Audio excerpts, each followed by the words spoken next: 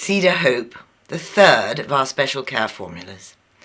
Cedars of Lebanon, these astonishingly powerful trees, these huge, great trees, formed the basis of some of the most brilliant, beautiful temples in ancient times. 2,000 years ago, temples were built with the wood of the cedar tree. And some of these temples are still standing, and the wood is still preserved. This is a very important formula. Cedar Hope. This word hope is important. Many people with autistic and special needs children have lost hope. They feel that there isn't anywhere to go and that there's no one to help them. Cedar Hope has a very important role to play in the healing of the whole process of rebalancing children who have special needs. Cedar Hope is for the audible pathway, the audio pathway. Listening but not hearing.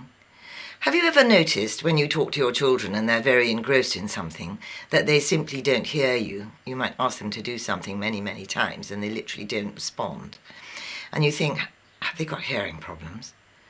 Well, there is a disconnection because they're busy concentrating, but this is very common with autistic children, very common with special needs children, that they literally don't respond to you. And maybe they do hear you, but they're not actually responding because there's a disconnection. Or maybe they can't hear you. This is very important to know, because there is a relationship between hearing and speech.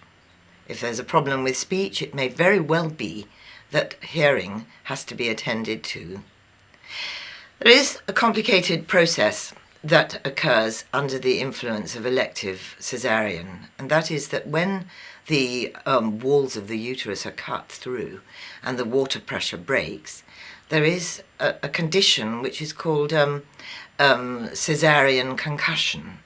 And babies that are born in this way often experience hearing problems later in their life. Not always, but may. And so it's worth knowing that this formula is very important for concussion. It can be used for children who've banged their heads. And some children who are very much in pain do bang their heads.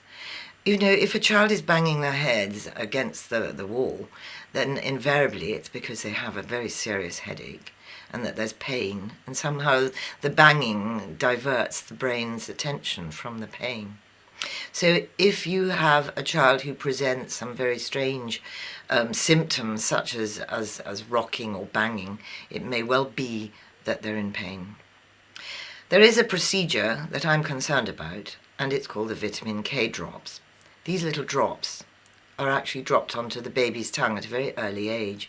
And all our research has shown that dropping a toxic substance onto the tongue of a newborn baby can be quite dangerous. What actually occurs is that the tongue is richly supplied with a very important little white blood cells called basophils. Basophils are like the little scouts to the immune system, and they activate a brain hormone called histamine. Histamine is interlinked with anaphylactic reactions, and so this procedure can cause mild anaphylactic shock. The real problem here is that not only is histamine a very emotional hormone, and it's very interesting because it's absolutely linked with triggering off the immune system. Histamine activates the thymus gland to produce thymopoietin, and thymopoietin T8 suppressor cells are actually the very same cells that are responsible for our immune system. So in a way, putting something toxic, and this could also include, for example, an allergy to the teats of the bottled milk, that also can cause this reaction. Latex can cause a histamine shock and interfere with this whole pathway of the immune system. So in effect, there is further damage that occurs as a result of these procedures and toxic substances in the baby's mouth, and that is it can paralyze the baby's jaw and interfere with the sucking method and mechanism. Now this, if you're breastfeeding, can be extremely uncomfortable because the baby's sucking method isn't strong enough to be able to draw in the milk, and so often the mother's milk ducts get blocked and it's very painful. She gets very serious mastitis and gives up. which is a real tragedy, because a baby needs colostrum, the baby needs the mother's milk. And one absolutely fascinating subject here is that you, as a mother, you make medicine for your baby. Your baby talks to you through the tone of their crying. Your baby will cry when they're in pain, they will scream, they will screech when they're in very serious pain. And this is so fascinating because it triggers the most extraordinary steroids in your body, in your liver, in your brain. And these steroids are passed to your milk as medicines for your baby. So you heal your baby.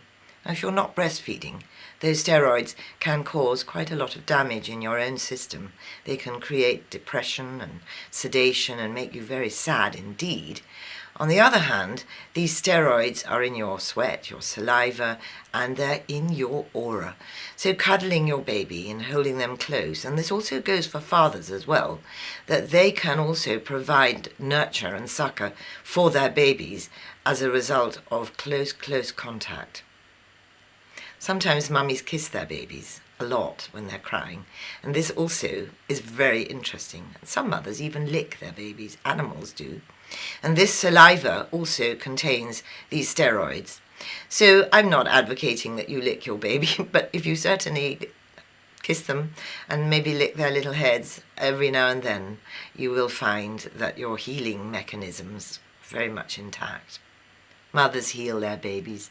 You only have to see a little child falling over and banging themselves, and the instant response is that a mother picks up their child, hugs them and holds them close, and probably kisses them better. This is very, very true that we, as mothers, heal our children when they're in need. Love is a very powerful force, and it's a very important part of the healing process. Unfortunately, there are also certain conditions, bacteria and toxins, environmental toxins such as fluoride, such as tetanus, tetanic clostridium, a little bit of food poisoning, gastroenteritis, E. coli. Quite a lot of these bugs can interfere with your baby's health.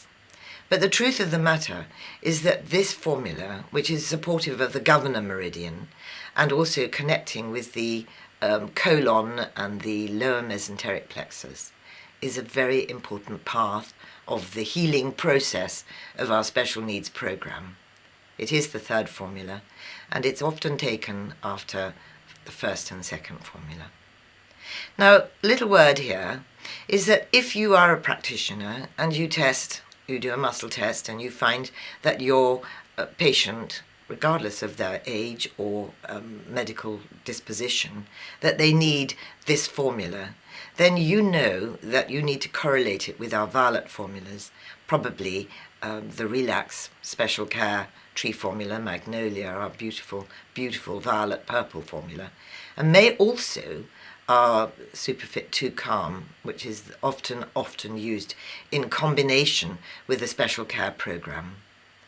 If your child needs this formula, they may need it for 1 month as part of the process, or they may need it for 2 or 3 months.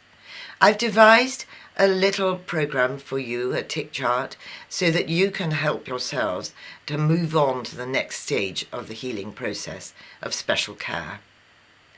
This one is very important, this formula, 3, Cedar Hope. For a start, it's a very important formula for the brain, for the governor meridian, for audible effectiveness, being able to hear properly, and also being able to respond.